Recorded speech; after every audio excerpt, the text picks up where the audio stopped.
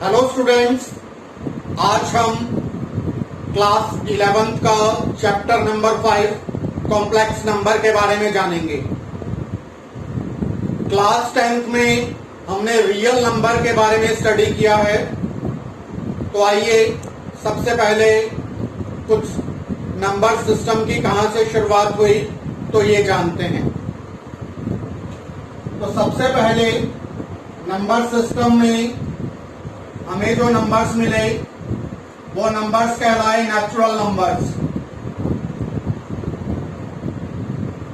Counting numbers को natural number कहा जाता है। ये स्टार्ट होते हैं 1 से, 1 2 3 4 and so on. Set of natural number को रिप्रेजेंट किया जाता है n से। इसके बाद डेवलप हुआ होल नंबर्स। अगर हम नेचुरल नंबर में 0 और डाल दें तो ये सेट कहलाता है होल नंबर्स का और इसको डिनोट किया जाता है W से। Next is integers. अगर हम इन होल नंबर के अंदर नेगेटिव ऑफ काउंटिंग नंबर्स डाल दें, so on -3 -2 -1 0 1 2 3 and so on. They are called integers. Next is rational numbers. अगर हम किसी भी नंबर को लिख पाते हैं P by Q फॉर्म में, where P and Q are integers and Q should not be 0. For example, -1 by 2, 3 by 4, 2 by 1, etc. These are called real numbers, rational numbers. Next is irrational numbers. ऐसे numbers जिनको P by Q form में नहीं लिखा जा सकता, ऐसे numbers जो non terminating non repeating होते हैं। For example √2 by 1, √2 is not an integer. √2 integer नहीं है तो P by Q फॉर्म में इसको नहीं लिख पाए, क्योंकि P भी इंटीजर होना चाहिए, Q भी इंटीजर, तो यहाँ पर P इंटीजर नहीं है। So such numbers are called irrational numbers. Next is real numbers. एक ऐसा नंबर सिस्टम का सेट जिसमें सारे ही नंबर्स इंक्लूड हो जाएं। एक ऐसा सेट जिसमें सारे रैशनल नंबर हों और सारे इर्रेशनल नंबर्स हों, ऐसे सेट को कहा जाता है रियल नंबर।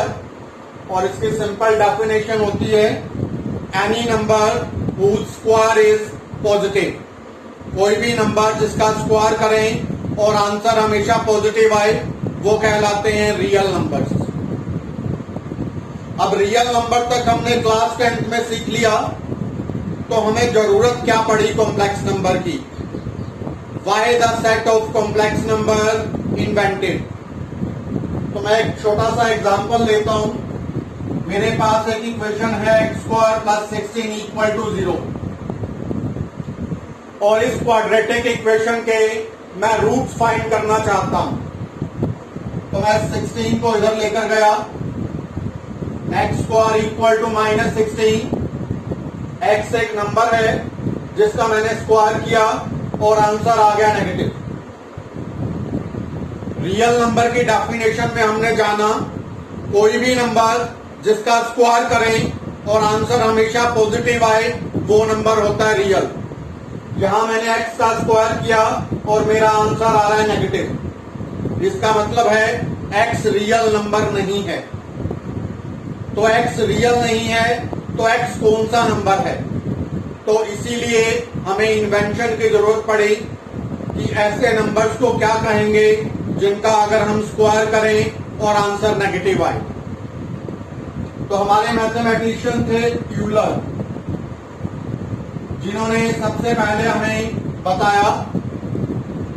इन्होंने हमें एक सिंबॉलिकल रिप्रेजेंटेशन दी square root of negative number की, स्क्वायर रूट ऑफ -1, और इन्होंने स्क्वायर रूट ऑफ -1 को एक ग्रीक लेटर से रिप्रेजेंट किया विच इज कॉल्ड ओएटा। हम जनरली इसको रीडिंग में आई पढ़ लेते हैं, but this is actually iota. This is the Greek letter. तो इन्होंने रिप्रेजेंटेशन दी कि कभी भी स्क्वायर रूट -1 आए तो उसको एक ग्रीक लेटर से आप रिप्रेजेंट कर दीजिए ओएटा से, तो ये हमारे पास नंबर कहलाए इमेजिनरी नंबर्स। अब मैं यहां से x की वैल्यू फाइंड करता हूं।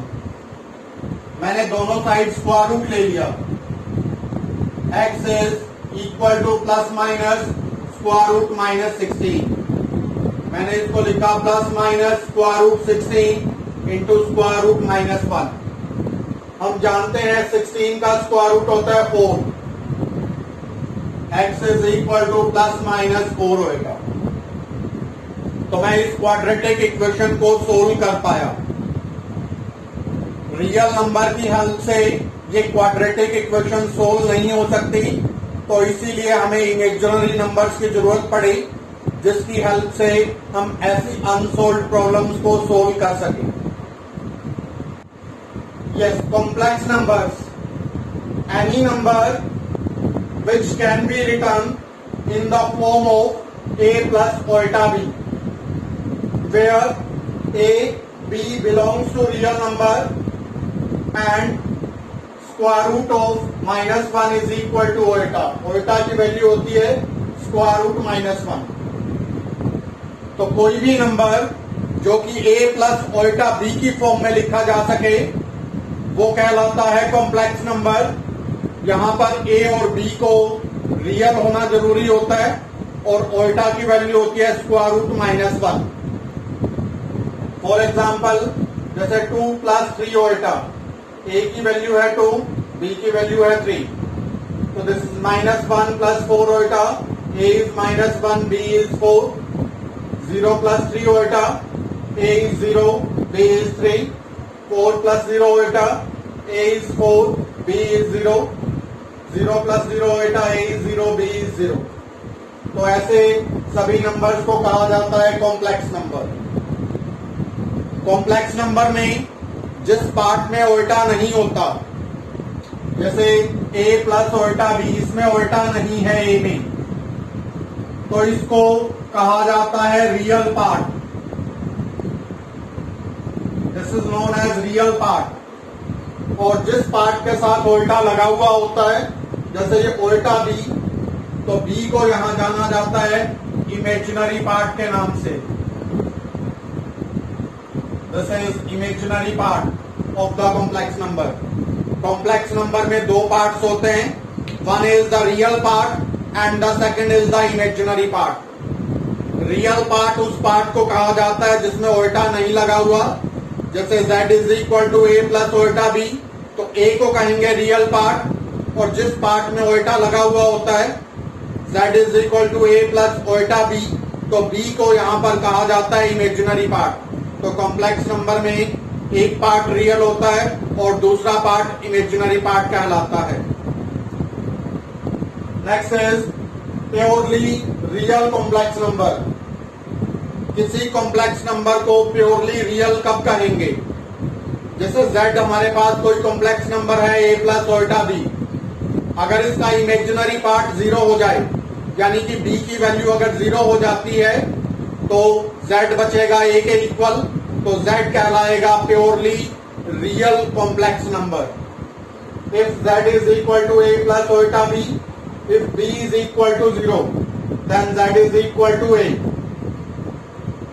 then z is called purely real complex number। जैसे 2 प्लस 0 ओल्टा, -3 प्लस 0 ओल्टा, इसमें इमेजिनरी पार्ट 0 है, तो इसीलिए ये कॉम्प्लेक्स नंबर कहलाता है purely real complex number. Next is purely imaginary complex number. अगर किसी कॉम्प्लेक्स नंबर में रियल पार्ट 0 हो जाए, z is equal to a plus उल्टा b, और अगर a की वैल्यू 0 हो जाए तो z बचेगा उल्टा b, और ऐसे नंबर को कहा जाएगा प्योरली इमेजिनरी कॉम्प्लेक्स नंबर। तो this is purely imaginary complex number. For example 0 + 3 होता, रियल पार्ट 0 हो गया, so this is purely imaginary complex number. 0 - 4 होता, तो यहाँ पर रियल पार्ट 0 हो गया, so it is purely imaginary complex number. Next is equality of complex numbers. अगर दो कॉम्प्लेक्स नंबर्स इक्वल कब होंगे? दो कॉम्प्लेक्स नंबर को इक्वल तभी कहा जा सकता है जब उनके इंडिविजुअली रियल पार्ट्स भी इक्वल हों और कॉम्प्लेक्स पार्ट्स भी, जो इमेजिनरी पार्ट्स हैं, वो भी इक्वल हों. Equality of complex numbers. Let Z1 is a complex number a + iota b and Z2 is the complex number c + iota d. If Z1 = Z2, ये हमें दिया हुआ है कि Z1 और Z2 इक्वल हैं, तो हमने a + iota b को c + iota d के इक्वल रखा, तो रियल पार्ट के इक्वल हो जाएगा, a इक्वल होगा c के, और इमेजिनरी पार्ट यानी कि b, यहाँ पर इमेजिनरी पार्ट है d, इमेजिनरी पार्ट इक्वल होगा इमेजिनरी पार्ट के.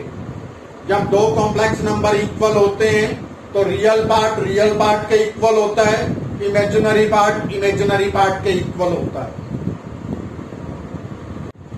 अगर आपको मेरी वीडियो पसंद आई तो प्लीज इसको सब्सक्राइब कीजिए, लाइक कीजिए और ज्यादा से ज्यादा अपने फ्रेंड्स के साथ शेयर कीजिए. Thank you. Have a nice day.